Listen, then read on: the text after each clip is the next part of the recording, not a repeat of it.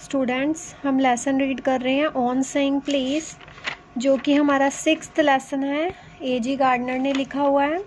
यहाँ तक बेटा हमने रीड कर लिया है कि जो लिफ्ट मैन होता है उसका सारा दिन जहर से जो है वो भरा होना था, इसलिए उसने अपना जो मन का गुस्सा शांत करने के लिए लिफ्ट मैन को बाहर धकेल दिया ताकि उसका पूरा दिन जो ख़राब ना जाए। आगे देखो बेटा, when sir Anthony absolute bullet captain absolute, जब जो सर एंथनी एब्सोल्यूट है वो कैप्टन एब्सोल्यूट को डांटता है, द लेटर वेंट आउट, वो बाहर आ जाता है। कौन? कैप्टन एब्सोल्यूट बाहर आ जाता है। And bullet his man fag, वो अपने आदमी को, फैग को जो है वो डांटता है।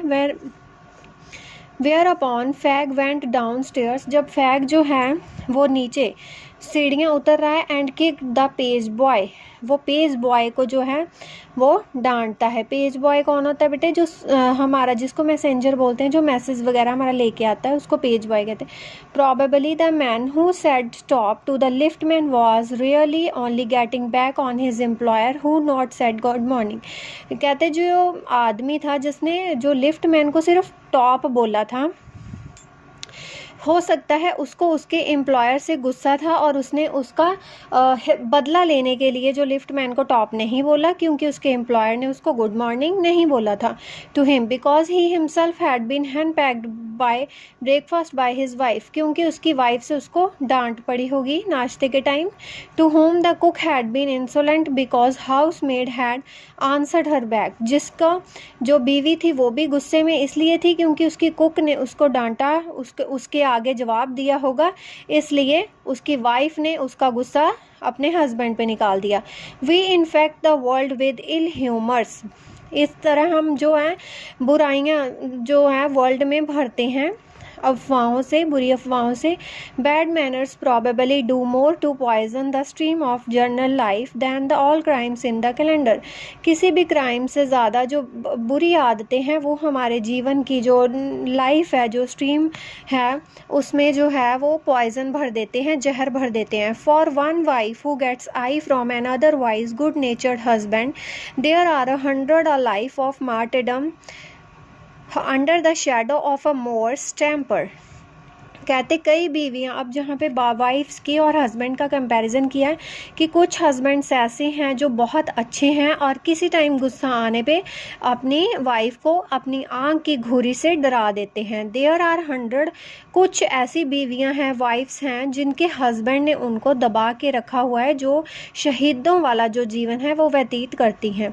But all the law can not become the guardian of our private manners, पर अगर हमारा अब हस्बैंड वाइफ का किसी के साथ अगर कोई झगड़ा हो गया है घर में, तो इसके लिए कोई भी कानून जो है वो नहीं बना। हमारे प्राइवेट जो मैनर्स हैं, हमारे जो पर्सनल मामले हैं, उनके लिए कोई भी कानून नहीं है। नो डेकालॉग, बेटे डेकालॉग होता है जो ईसाई धर्म में जो 10 हैं निर्देश दिए हैं उनको डेकालॉग कहते हैं। No decalogue could cover the vast area of offences and no court could administer which governed our civilities, our speech, the tilt of our eyebrows। कोई भी कानून ऐसा नहीं है जो हमारे आईब्रोज को हिलने के लिए हम उसको ऊपर उठाएं, हमारी स्पीच को, all our moods and manners, अब हमारे मूड्स को और हमारी आदतों को जो है वो कंट्रोल कर सके, ऐसा कोई भी कानून नहीं है।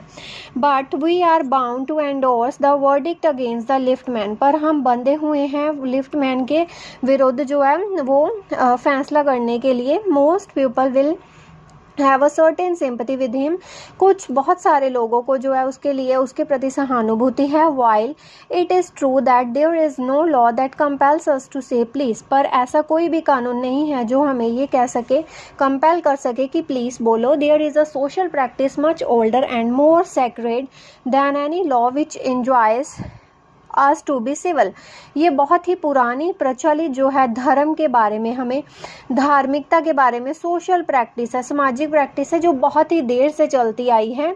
ये वो है, बल्कि ना कोई कानून है, ठीक है, सोशल प्रैक्टिस है ये, जिससे हम सभ्य बनते हैं। And the first requirement of civility, और सभ्यता की सबसे पहली ज़रूरत क्या है? That we should acknowledge a service, अगर हमारे किसी की सेवा की है तो एक्नॉलेज का मतलब होता है उसका हमें रिस्पेक्ट करनी चाहिए, उसका हमें कदर करनी चाहिए। Please and thank you are the small change with which we pave our way as social beings. Please और थैंक यू जैसे जो स्मॉल चेंज, ये हमारी ज़िंदगी के जो छोटे चेंज हैं, ये हमारे जो सामाजिक होने का, सामाजिक प्राणी होने के लिए हमारे नाते पे उसको हमें रास्ता दिखाते हैं अगर हम इनको यूज़ करते हैं. They are the little courtesies by which we keep the machine of life oiled and running sweetly. ये वही छोटी सी विनम्रताएं हैं जिसके द्वारा जो ज़िंदगी रूपी मशीन है उसको ऑयल मिलता है और जो हमारी ज़िंदगी है वो बड़ी ही मीठी मीठी चलती है. They put our intercourse upon the basis of friendly cooperation. इससे हमारा जो दोस्ती वाला भाव है, कॉपरेशन की भावना है, वो बढ़ती है. As easy give and take instead of on the basis of superiors dictating to inferiors. जबकि ये करने की बजाय कि दूसरा अच्छा है और वो बुरा है, मैं अच्छा हूँ, एक दूसरे को सुपीरियर इन्फीरियर बताने की बजाय हमें जो है कॉपरेशन रखनी चाहिए सभी के साथ. जो कर्टेसी वर्ड्स हैं उनका यूज़ करना चाहिए. It is a very vulgar mind that would wish to command where he can have the service for asking and have it with willingness and good feeling instead of resentment. I should like to feature in this connection my friend. इस विशेषता के इस तौर पर मैं अपने एक friend का, अपने दोस्त का एक उदाहरण देना चाहता हूँ, उसको कनेक्ट करता हूँ इसके साथ. बेटे अब ये सारा लिफ्ट मैन और पैसेंजर का बताया. अब यहाँ पे द पोलाइट कंडक्टर, अब उसका फ्रेंड आ गया है राइटर का, जिसका जो है पोलाइट बस कंडक्टर है. बाय दिस डिस्क्रिमिनेटिंग टाइटल, इस जो डिस्क्रिमिनेटिंग का मतलब भेदभाव भरे जो टाइटल से मेरा, I do not intend to suggest or rebuke to other conductors generally. मेरा ये मतलब नहीं है कि मैं दूसरे जो कंडक्टर्स हैं बाकी सारे उनको डांट रहा हूँ. रिब्यूक का मतलब डांटना. On the contrary I am dispose to think that there are few classes of man who come through the ordeal of a very trying calling better than bus conductors do. कहता बल्कि इनके विपरीत कुछ जो bus conductor से ऐसे होते हैं जो इतनी मेहनत करते हैं ताकि उसके यात्री जो हैं, उसकी पैसेंजर पे जो भी बस में चढ़ता है उनको सारी फैसिलिटीज़ मिले, बल्कि कुछ जो हैं उसके ऑपोजिट होते हैं. हेयर और there you will meet an unpleasant specimen who regards the passenger as natural enemies. कुछ बस कंडक्टर ऐसे होते हैं जो पैसेंजर बस में चढ़ जाते हैं, नमूने बस कंडक्टर वाले ऐसे होते हैं कि वो जो पैसेंजर्स को नेचुरल एनिमीज मानते हैं. As creatures whose chief purpose on the bus is to cheat him, कि उनका पर्पस, उनका उद्देश्य यही होता है कि पैसेंजर्स को लूटा जाए. And who can only be kept reasonably honest by a loud voice and an aggressive manner. Aggressive manner मतलब झगड़ालू. वो हमेशा ये सोचते हैं कि जो पैसेंजर हैं उनको चुप जो है इसलिए कराया जाएगा ऊंची बोल के, या लड़ाई वाली जो मैनर है उसमें एग्रेसिव मैनर में, झगड़ालूपन में बात करके उनको जो है कंट्रोल में किया जा सकता है. But this type is rarer than it is use to be. पर अब ये बहुत कम हो गए हैं.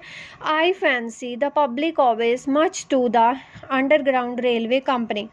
रेलवे कंपनी का बहुत शुक्रगुजार हूँ मैं, which also runs the buses, जिसने बसेस को चलाया, for insisting on a certain standard of civility in its servants. और इनमें जो है बहुत सारी अच्छी जो सभ्यता की भावनाएं हैं वो सर्वेंट्स में आई. And taking care that the standard is observed, और इनका जो स्टैंडर्ड है वो ऑब्जर्व किया जाता रहता है. In doing this, it is not only makes things pleasant for the traveling public but performs an important social service.